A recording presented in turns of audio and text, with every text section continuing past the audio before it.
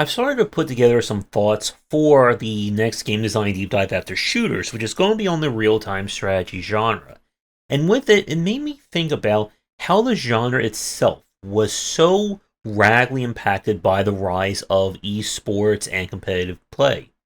And for today's critical thought, I want to talk about the kind of push to try and make everything in esports, and whether or not there is such a thing as every game genre can be meant or played at the esports level.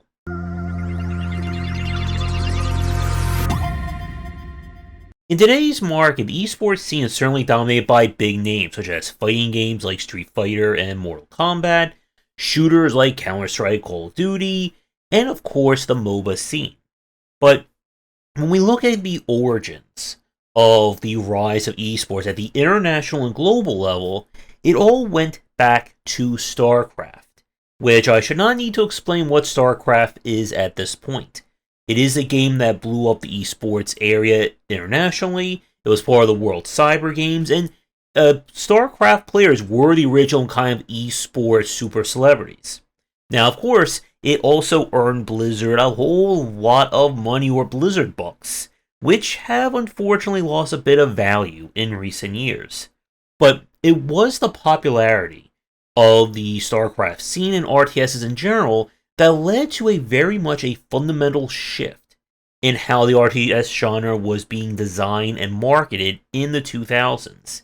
It's very easy to forget this, but in late 90s, early 2000s, EA began a huge push when it came to the Command & Conquer franchise to try and make it like the Mortal Kombat to StarCraft's Street Fighter.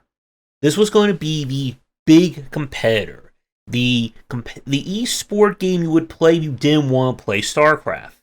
And they really invested and kind of pushed the design of Command & Conquer in very different ways that you would not have seen Blizzard attempted to do with the StarCraft series. So this is when we began to see the likes of Command & Conquer Generals, which is kind of more of a realistic themed RTS.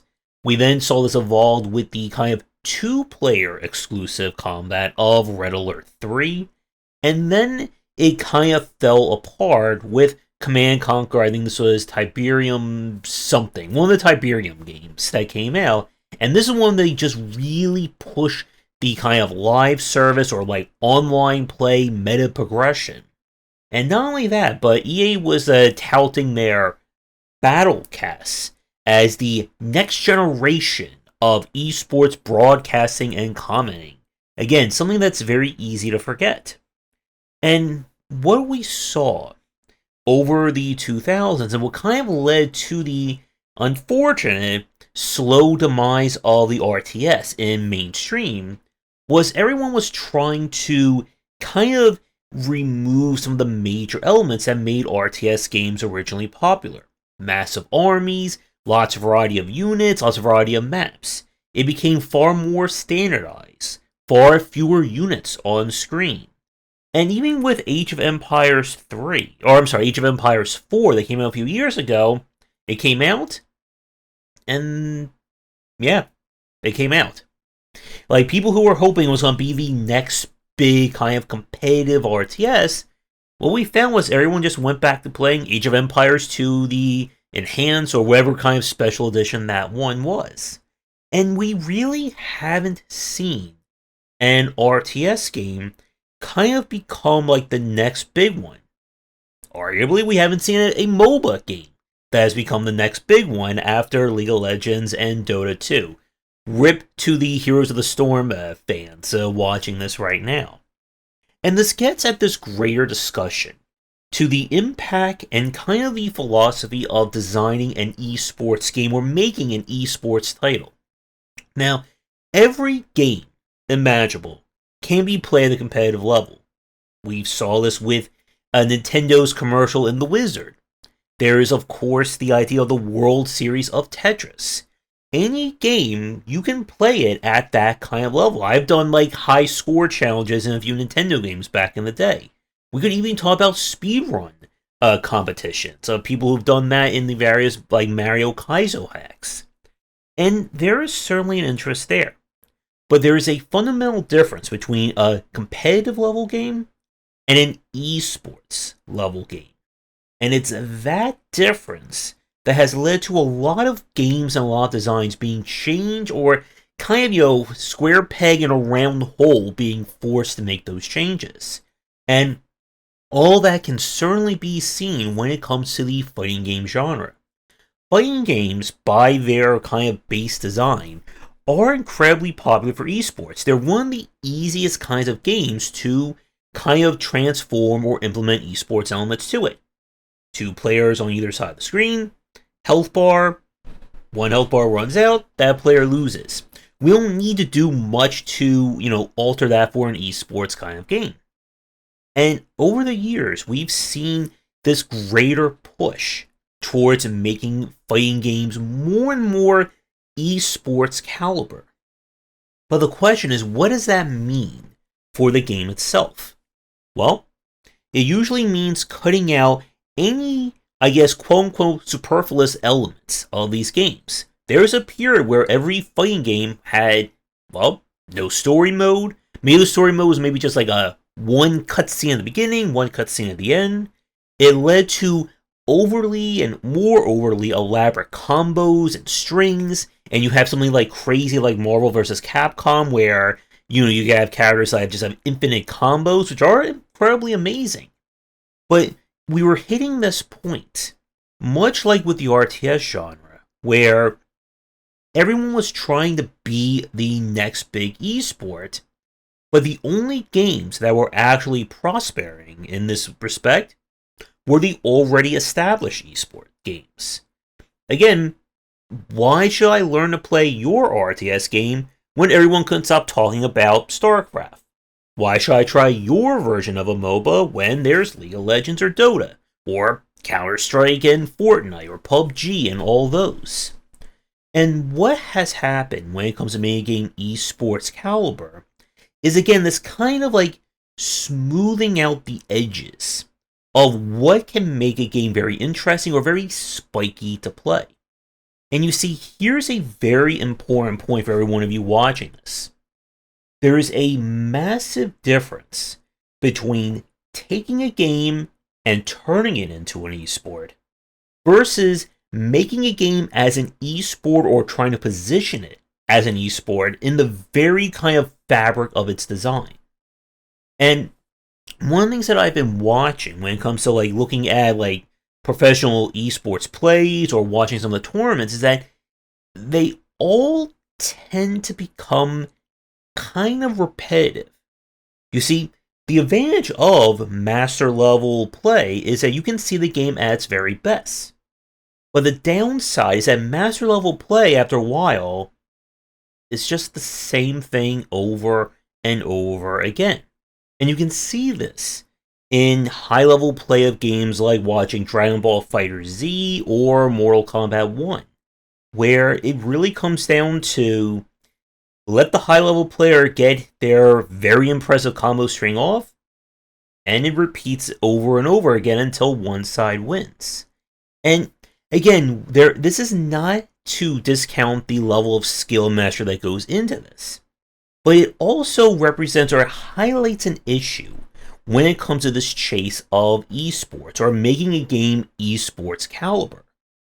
That you're kind of robbing the game of what makes it very dynamic, what makes it very interesting to play, when everyone is trying to chase after making it as, like competitive worthiness as one can be.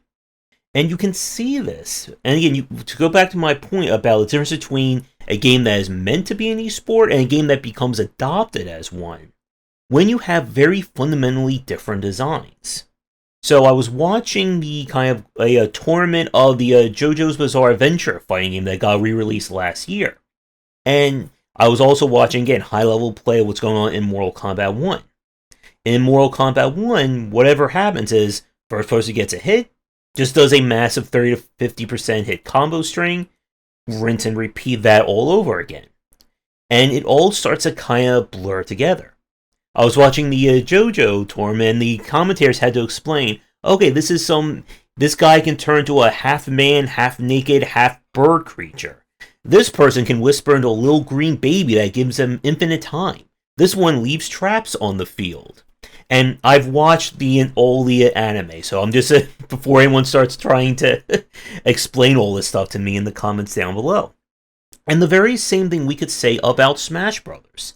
Nintendo does not give a you-know-what about the esports scene of Smash Brothers. They do not. It has been made painfully clear over the years.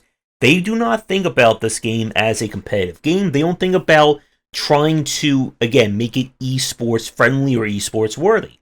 They will make their characters as weird, wacky, and confusing to play as they can if it means making the game interesting to the consumer. It also means, again, adding in additional features and content that is more for what their audience is looking for. The various story modes, or the collectibles, the mini games, and all that. And when I look at kind of the rise of esports, or games that are trying to become an esport, it often means, again, cutting out a lot of the more interesting aspects. Because here's the kind of dirty little secret. A lot of those interesting aspects and things that make these games fascinating to play are completely terrible if we're talking about an esport or tournament level play. This is when we get to major elements of asymmetrical gameplay, where you can have characters with unique abilities or gear or abstracted elements. As we've talked about before, one of the biggest things that NetherRealm tried to do with Injustice 2 was allow people to kind of create their own versions of each character. Different costume pieces would provide different bonuses or change the properties of special moves. It was trying to be more, again, like building your own personalized character or customized character. And the esports scene just basically said, nope, we don't want that, and they disabled that entire mode. But it would have been very fascinating to play an esport that had this kind of customization, much like how we see with building a deck in a deck builder. But this again takes us back to this original point about, can every game be an esport? And should every game be an esport? And I've been thinking about this more and more. Again, thinking about how this relates to the RTS genre. And I'm probably going to get into trouble when I say this, but when we look at kind of esports and its impact on the game industry and game design, I do think it has been a net negative when it comes to video games. The chase to make a game esports worthy or esports competitive is very similar to the chase to make a game a live service, very monetization focused title. That it kind of removes the elements that make this game interesting to play, or make it just something that stands out from everyone else. How many Dota clones and League of Legends clones have came out? How many PUBG Battle Royales? How many games have even come out to try and emulate Dead by Daylight over the last few years, and they're still coming out? And I tried watching like a Dead by Daylight tournament, trying to like look at that or trying to play something like that. It looks awful to try and play that game at a tournament, rules and regulations. And again, it gets at this point that at some level, the esports scene has kind of like separated from the act or from the rest of the game industry. And one of the cringiest things I see on social media, X, Twitter, however you want to call it, is when an esport player is trying to offer their advice or critique a game for any kind of balancing concerns. Because I'm going to get in trouble for this point, I'm sure that a lot of esports players, they don't make good decisions when it comes to the balancing and design of a game. They're not thinking about a game as something for the consumer, something for the greater market. They are thinking about strictly for them. And what they think is for them is oftentimes very, very boring. And we've seen this again with the games that become very esports caliber. They often, again, remove or they limit anything that gets in the way of those tournaments, of those esports points of view. And like I said, there's a difference between providing tools or having elements in a game that can make it competition worthy or competition friendly that then gets adopted as an esport, like Smash Brothers, versus purposely designing your game and kind of again pigeonholing it to force it or to demand that it becomes an esport. And this is one of the things that led to this kind of falling out of a lot of fighting games in the late 2000s, early 2010s, as the greater market was just not interested in just an esports only game. And it really did lead, or it left NetherRealm as a studio to kind of bring back the greater market or the greater consumer base to the fighting game genre by saying, yeah, you can play this competitively, but here's all this amazing single player content and the crypt, spelled with a K, not a C, that has all these bonus goodies, and we're going to throw in an entire voiceover, cinematic movie of story proportions. And it was going to be this amazing thing that even if you have no interest ever going online to play a match of Mortal Kombat, you'll still get your money's worth out of this game. And Street Fighter or Capcom has now followed suit with their World Tour mode. And again, even with Street Fighter, there is a whole controversy around the classic versus modern controls. And we don't have the time to get into too much about that point. But it does, again, represent this kind of discussion and debate between trying to make a game that is consumer-friendly, that is market-friendly, versus demanding that it becomes an esport, or that it has to cater to the esport market. And this takes me to kind of the final point for our video for today. Where does esports go from here? Because again, I'm sure a few of the fans and some of the players may be watching and they'll say, well, esports is only going to keep getting bigger and bigger. I don't think it is.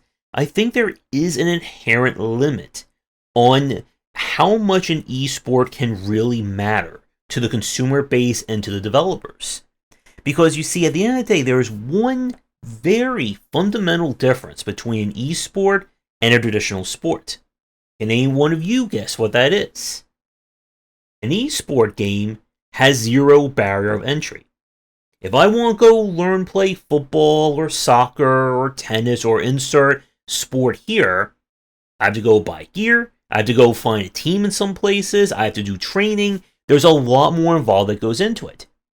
If I want to try League of Legends or Counter-Strike or Mortal Kombat, download the game, install it, hey, I'm playing the game. There's a very interesting discussion about how much does the consumer base respond or resonate to the esports side. Yes, there is a very active and very engaged esport audience. But are those numbers growing year after year? Or are they staying consistent? And that I am not 100% sure of. Because remember, one of the other things about an esport is that it is entirely on the backs of the developer to keep that game maintained. If Capcom decides to turn off the service for Street Fighter 6 someday, that ends it for Street Fighter 6. Same goes for Mortal Kombat, and sometimes the esports community just moves on from games on their own, especially when there's a new game out there, or they're trying to make something work. But again, it is very much this case where the games that are 100% designed to be an esport, these are oftentimes games that either hire or even founded in terms of their team by an esports player or someone who's been in the esports field. Those games just die almost immediately. And if you want some examples of this, we have stuff like Rivals of Aether that was, I think, built as kind of being like the indie competitive Smash game. And while it is a good game, I know a few of you played here, no one's really talking about it. There was another fighting game, I think this one came out like 2, maybe 3 years ago, which was again founded like the team by like professional esports players. They had them as consultants. And no one's talking about it. And that, again, is this point. Like we've talked about with a lot of the elements when it comes to genre popularity and game popularity, there's a big difference between a genre that is blowing up big, that you should definitely make games in that everyone is loving, like a Bullet Heaven, or even going further back, like with roguelikes and deck builders. But then there's that difference between that and when a game itself is blowing up. So the difference between everyone wanting to make another Battle Royale game, or everyone just playing Fortnite. Or even again, going back to deck builders, where right now, despite all the major examples of it, people still only talk about Slay the Spire. Just as people only talked about World of Warcraft for a very long time, which has now been dominated by Final Fantasy XIV, I think it is.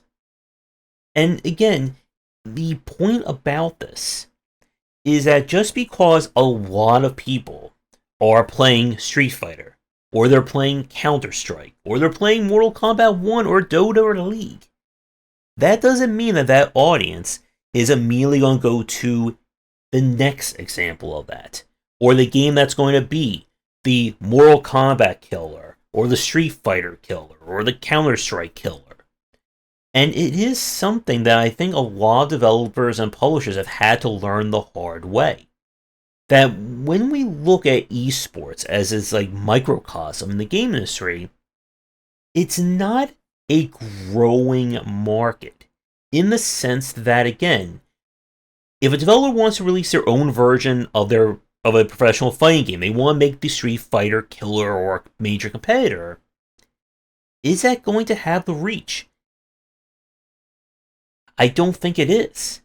And again, there are popular fighting games that do make their way to Evo that are on the nichier side. But those games, when it comes to the general consumer base or general market, they have either A, never heard of it, or B, they heard of it and they never want to play it because of the horror stories of trying to learn it. So here's the final question for those of you watching this.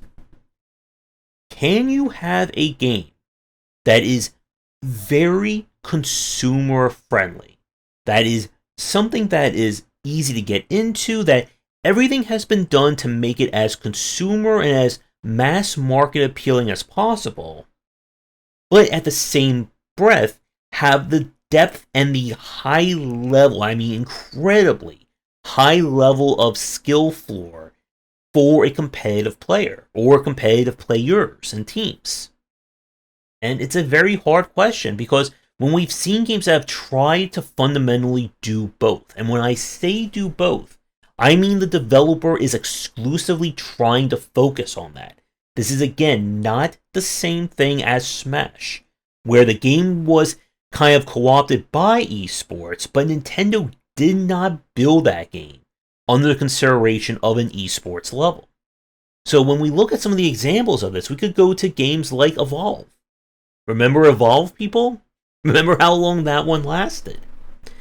And it is, again, something that in the educational space is still growing. That is the one area where esports is still continuing to see growth and movement. There are more schools that are offering esports teams, scholarships for esports. That particular area is certainly seeing its reach.